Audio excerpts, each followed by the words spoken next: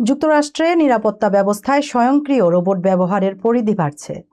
Police বিভাগগুলো যখন জনবল সংকটে রয়েছে, তখন ২৪ ঘন্টা নজরদারি চালাতে সক্ষম রোবটকে সম্ভাব্য সমাধান হিসেবে সামনে আনছে প্রযুক্তি প্রতিষ্ঠান নাইটস্কোপ।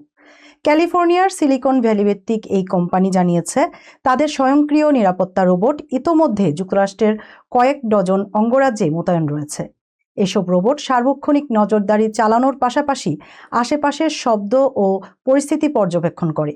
কোনো অস্বাভাবিক ঘটনা শনাক্ত হলে তাৎক্ষণিকভাবে তথ্য পাঠানো হয় দূরবর্তী কমান্ড সেন্টারে।